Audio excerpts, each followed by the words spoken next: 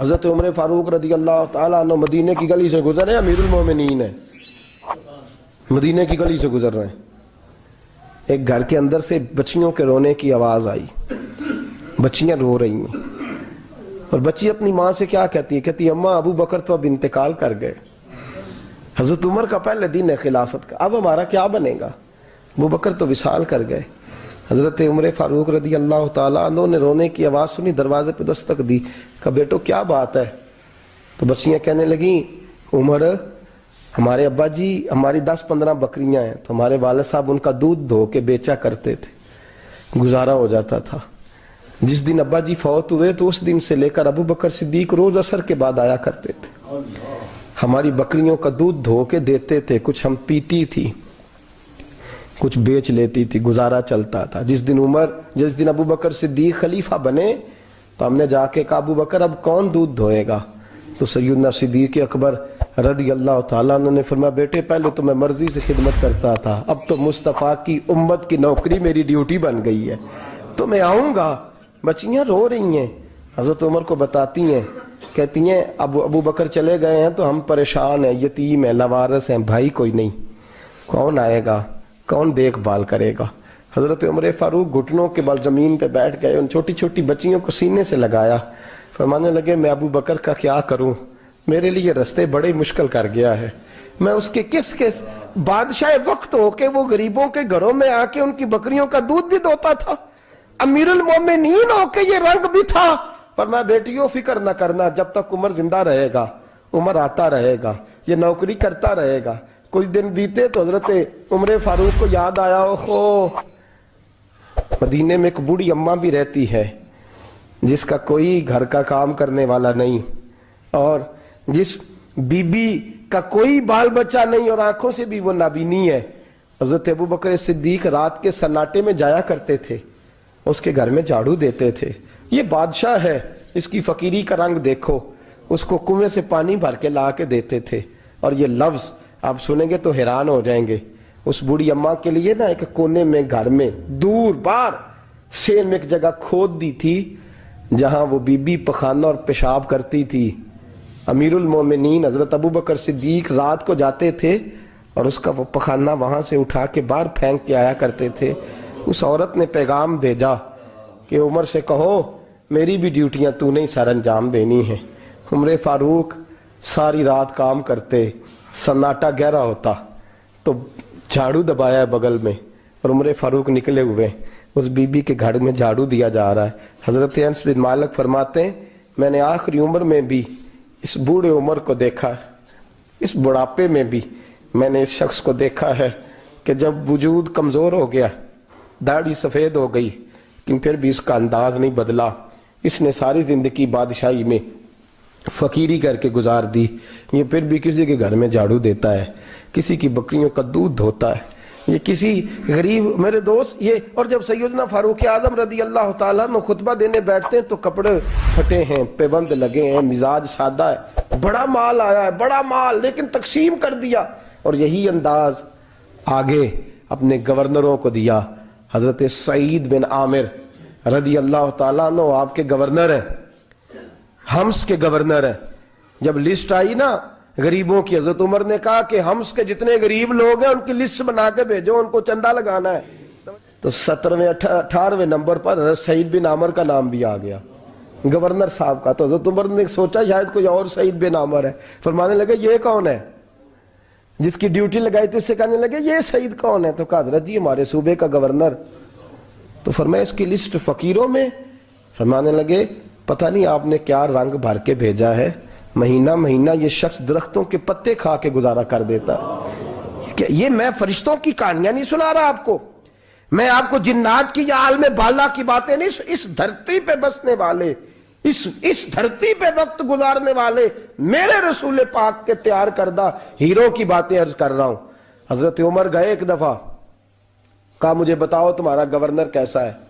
تو حمص کے لوگ کہنے لگے ہمیں اپنے گورنر سے 4 شکایتیں۔ کون کون سی؟ کہ پہلی بات تو یہ ہے کہ گورنر صاحب کو چاہیے فجر کے وقت آئیں، یہ سورج نکل آتا ہے تو باہر آتے ہیں گھر سے، سورج نکل آتا ہے تو آپ کہہ کے تو دیکھیں کسی معمولی سرکاری ملازم سے بھی، फिर आप देखिए आपका क्या बनता है। कहा ये सूरज निकलते वक्त आते हैं। दूसरी शिकायत यह है कि दिन को मिलते हैं रात को नहीं मिलते। तीसरी शिकायत यह है कि महीने में एक दिन मिलते ही नहीं। गवर्नर साहब। चौथी शिकायत है कि रोते हैं कभी कभी, इतना रोते हैं कि बेहोश हो जाते हैं। हजरत फारूक आदम ने खड़ा कर लिया, फरमाया सईद तेरी शिकायत आई हैं। का हुजूर हुक्म। फरमाया सुना है, पहले तू फजर के वक्त आ जाता था लोगों के मसाइल सुनने, अब तू सूरज निकलते वक्त आता है। का हुजूर बीवी बीमार हो गई है और घर में नौकर तो है कोई नहीं, तो मैं सवेरे उठता हूं तो पहले नाश्ता बनाता हूं, बच्चों को खिलाता हूं। उस औरत ने 35 साल मेरे साथ वफा की है, अब चारपाई पे है तो मैं उसके मुंह में लुकमे डालता हूं। कहा उसे खाना खिला के जब वो दुआ देती है तो फिर निकलता हूं। तो कहा सुना है तो हफ्ते में एक दिन मिलता ही नहीं, महीने में। कहने लगे हजरत जी जब मदीने से आया था तो एक कुर्ता और एक तामद साथ लाया था, मुझे आज 2.5 साल हो गए हैं, मैं नया लिबास नहीं खरीद पाया। मैंने अर्ज की मैं इस धरती पे बसने वाले लोगों की दास्तान सुना रहा हूं। कहा मैं अपनी तामद धोकर खुश्क होने को डाल देता हूं, उसे आधा दिन लग जाता है, खुश्क होती है तो तामद पहन के कमीज धो लेता हूं और फिर कमीज डाल देता हूं। हजरत जी सारा दिन बीत जाता है तो बाहर नहीं आ पाता। हजरत उमर फारूक की गर्दन झुक गई। का सुना है तू रात को मिलता ही नहीं। ये लफ्ज कहे तो हजरत सईद बिन आमिर कहने लगे ये मेरा राज था, आप मेरे अमीर ना होते तो कभी फाश ना करता। दिन मैंने बंदों के लिए रखा है, रात अपने रब के लिए रखी हुई है। मैं रात की तन्हाइयों में अपने करीम की बारगाह में जाता हूँ और मैं सारे दिन के गुनाहों की माफ़ी मांगता हूँ। मैं अपनी गलतियों की तलाफी का सवाल करता हूँ, उसके हुजूर जाता हूँ, उसे दुखड़े सुनाता हूँ। रात मेरी उसके लिए बीत जाती है। हजरत उमर की और गर्दन झुक गई। फरमाया ये बता कि तू मिलता ही नहीं, कभी कभी तो रोता है और बेहोश हो जाता है। कहा हजरत जी 40 साल की उम्र में कलमा पड़ा है, जब 40 साल के पिछले गुनाह याद आते हैं तो कब फिर मैं जब्त नहीं कर पाता। वो खताएं, वो पाप, वो जुर्म, वो खताएं जब सोचता हूं ना कि रब खड़ा करके पूछेगा बता ये जुर्म क्यों किया, तो वो एहसास मुझे परेशान कर देता है। हजरत जी मैं फिर बर्दाश्त नहीं कर पाता, फिर मैं तड़प उठता हूं, मेरी ये कोताहियां हैं, बताइए क्या कहते हैं। हजरत फारूक आजम ने गर्दन उठाई तो आंखों में आंसू थे। कहने लगे या अल्लाह मुझे इस जैसे कुछ और गवर्नर भी अता फरमा, या अल्लाह इस जैसे कुछ और गवर्नर भी। अजीजों अपना हाल क्या है। मुल्क शाम जब फतह हुआ तो हजरत साद बिन अबी वकास रदी अल्लाह ताला अन्हु कहते हैं कि कुछ लोग मुझे कहने लगे कि हम आपसे मामला तय नहीं करेंगे, हम जजिया देंगे, टैक्स देंगे, इस्लामी हुकूमत के ज़ेरे असर आएंगे, लेकिन आपसे मामला तय नहीं करेंगे, अपने अमीर को बुलाइए। तो हजरत सैयदना साद बिन अबी वकास कहते हैं मैंने खत लिखा। फरमाते खत लिखा हजरत उमर को। मैंने कहा जनाब आइए। जवाब में हजरत उमर ने खत में जवाब लिखा कि फलां दिन फलां तारीख फलां वक़्त में मुल्क के शाम पहुंच जाऊंगा। हजरत सैयदना उमर चले घर से, एक गुलाम, एक घोड़ा, एक नेजा। हजरत फारूक आज़म ने कुछ खजूरें, खुश्क खजूरें, कुछ सिरका बांध के रख लिया रस्ते में खाने को। ये बादशाही में फकीरी हो रही है। लाखों मुरब्बा मील का हुक्मरान है, करोड़ों अरबों रुपए पास पड़े हुए, वो सारी चीजें रख ली और सैयदना उमर फारूक रदी अल्लाह ताला अन्हु चलने लगे। अब गुलाम से कहने लगे भाई मेरा घोड़ा जरा माड़ा है, कमजोर है, तय कर लें, इतने मील तू घोड़े पे बैठेगा, मैं पैदल चलूंगा, फिर इतने मील मैं घोड़े पे बैठूंगा, तू पैदल चलेगा।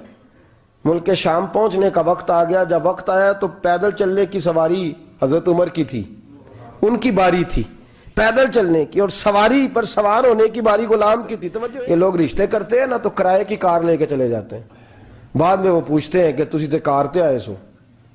हम अपने आप को बनाने के लिए झूठी अनाम भी खरीदनी पड़े तो खरीदने से हम परहेज। हम जो बताते हैं वो हम होते नहीं, और जो होते हैं वो हम बताते। हजरत सैयदना उमर फारूक रदी अल्लाह ताला अन्हु सवारी पे गुलाम है, खुद पैदल है, और हाल क्या है, बारिश हुई थी तो कुछ पानी खड़ा था, छोटे छोटे जोहड़ों में छोटे छोटे तालाब बने हुए थे, पानी खड़ा था। तो हजरत उमर फारूक रदी अल्लाह ताला चमड़े के जूते पहने, वो जूते दोनों उतार के तो बगल में दबा लिए।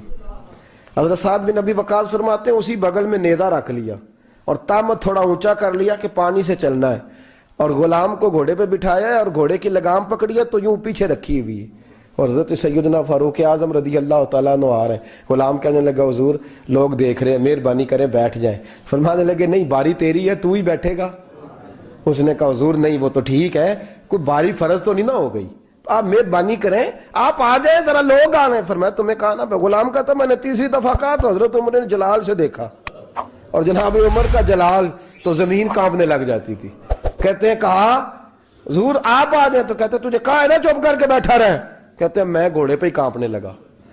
غلام اب حضرت سعد بن نبی وقاص کہتے ہیں سورج غروب ہو رہا تھا، شعائیں پانی میں پڑ رہی تھیں، حضرت عمر پانی سے، میں نے غور سے دیکھا تو دوڑا گیا، جا کے نا بچے نہیں مشورہ دیتے ابا جی کو، ابا جی انج نہیں کریدا، دور بدل گیا جے، کہتے میں دوڑا گیا اور جا کر کے حضرت سیدنا عمر فاروق کو کہا حضور مہربانی کریں، ٹھیک ہے آپ کی درویشی سے کون آگاہ نہیں، وزیر کھڑے ہیں، سفیر کھڑے ہیں، بڑے بڑے عمراء، بڑے بڑے ملکوں کے حکمران ہیں، آپ مہربانی کریں یہ تم ذرا نیچا کریں اور جوتا پہن لیں، اگر خراب ہو گیا تو اللہ نیا بھی دے دے گا، اور مہربانی کریں ذرا غلام کو کہیں نیچے آ جائے۔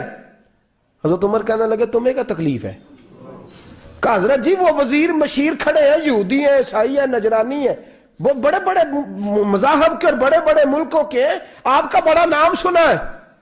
حضرت سیدنا سعد بن نبی وقاص فرماتے ہیں میرے ساتھ اتنا ترش رویہ حضرت عمر کا پہلے کبھی نہیں ہوا، کہتے ہیں ماتھے پہ شکن آیا اور کہنے لگے تجھے تیری مار ہوئے، ان 4 لوگوں کے لیے میں اپنے نبی کا طریقہ چھوڑ دوں، ان 4 دنیا داروں کے لیے نبی پاک کا طریقہ چھوڑ دوں؟